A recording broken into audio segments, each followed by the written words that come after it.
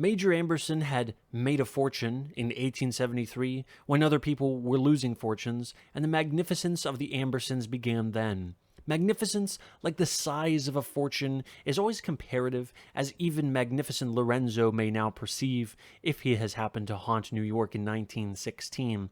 And the Ambersons were magnificent in their day and place. Their splendor lasted throughout all the years that saw their Midland town spread and darken into a city, but reached its topmost during the period when every prosperous family with children kept a Newfoundland dog.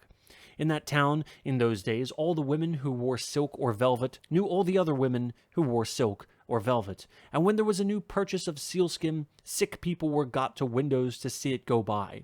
Trotters were out in the winter afternoons, racing light sleighs on National Avenue and Tennessee Street. Everybody recognized both the trotters and the drivers, and again knew them as well on summer evenings, when slim buggies whizzed by in renewals of the snow-time rivalry. For that matter, everybody knew everybody else's family horse and carriage, could identify such a silhouette half a mile down the street, and thereby was sure who was going to market or to a reception, or coming home from office or store to noon dinner or evening supper. During the earlier years of this period, elegance of personal appearance was believed to rest more upon the texture of garments than upon their shaping. A silk dress needed no remodeling when it was a year or so old. It remained distinguished by merely remaining silk. Old men and governors wore broadcloth. Full dress was broadcloth with doeskin trousers, and there were seen men of all ages to whom a hat meant only that rigid tall silk thing known to impudence as a stovepipe. In town and country these men would wear no other hat, and without self-consciousness they went rowing in such hats.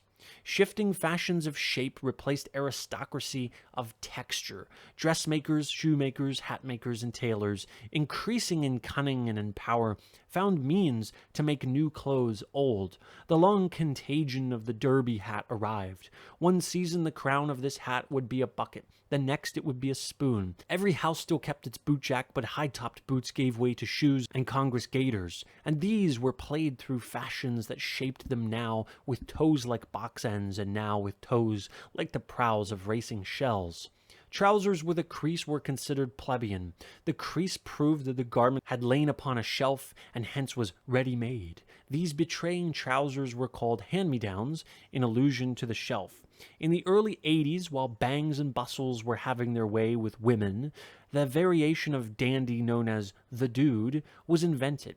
He wore trousers as tight as stockings, dagger-pointed shoes, a spoon derby, a single-breasted coat called a Chesterfield, with short flaring skirts, a torturing cylindrical collar, laundered to a polish and 3 inches high, while his other neck gear might be a heavy puffed cravat or a tiny bow fit for a doll's braids. With evening dress, he wore a tan overcoat so short that his black coattails hung visible 5 inches below the overcoat, but after a season or two he lengthened his overcoat till it touched his heels, and he passed out of his tight trousers into trousers like great bags. Then, presently, he was seen no more, though the word that had been coined for him remained in the vocabularies of the impertinent. It was a hairier day than this. Beards were to the wearer's fancy, and things as strange as the Kaiserlich boar-tusk mustache were commonplace. Sideburns found nourishment upon childlike profiles.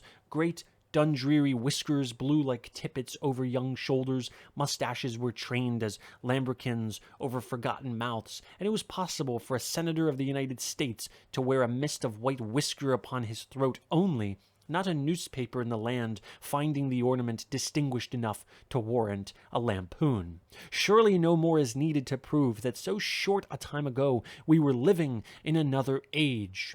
At the beginning of the Ambersons' great period, most of the houses of the Midland town were of a pleasant architecture. They lack style, but also lack pretentiousness, and whatever does not pretend at all has style enough. They stood in commodious yards, well shaded by leftover forest trees, elm and walnut and beech, with here and there a line of tall sycamores where the land had been made by filling bayous from the creek.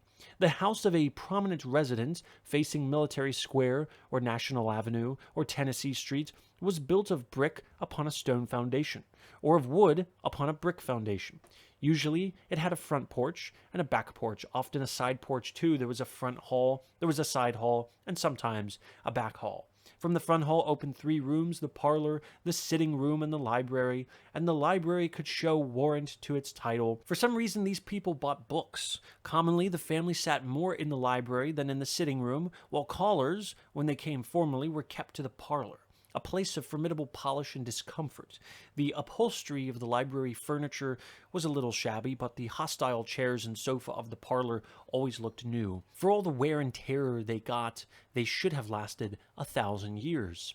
Upstairs were the bedrooms, mother and father's room, the largest, a smaller room for 1 or 2 sons, another for 1 or 2 daughters, each of these rooms containing a double bed, a washstand, a bureau, a wardrobe, a little table, a rocking chair, and often a chair or 2 that had been slightly damaged downstairs, but not enough to justify either the expense of repair or decisive abandonment in the attic.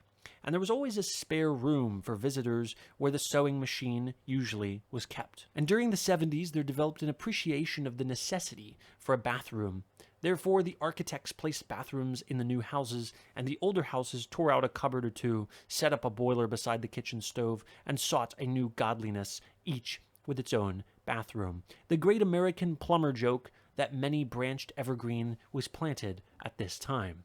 At the rear of the house, upstairs, was a bleak little chamber called the girls' room, and in the stable there was another bedroom adjoining the hayloft and called the hired man's room. House and stable cost $7,000 or $8,000 to build, and people with that much money to invest in such comforts were classified as the rich. They paid the inhabitant of the girls' room $2 a week, and in the latter part of this period, $2.50, and finally $3 a week. She was Irish, ordinarily, or German, or it might be Scandinavian, but never native to the land unless she happened to be a person of color.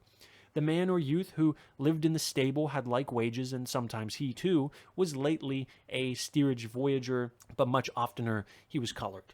After sunrise on pleasant mornings, the alleys behind the stables were gay. Laughter and shouting went up and down their dusty lengths, with a lively accompaniment of currycombs knocking against back fences and stable walls, for the darkies loved to curry their horses in the alley. Darkies always prefer to gossip in shouts instead of whispers, and they feel that profanity, unless it be vociferous, is almost worthless. Horrible phrases were caught by early rising children and carried to older people for definition, sometimes at inopportune moments, while less investigative children would often merely repeat the phrases in some subsequent flurry of agitation, and yet bring about consequences so emphatic as to be recalled with ease in middle life.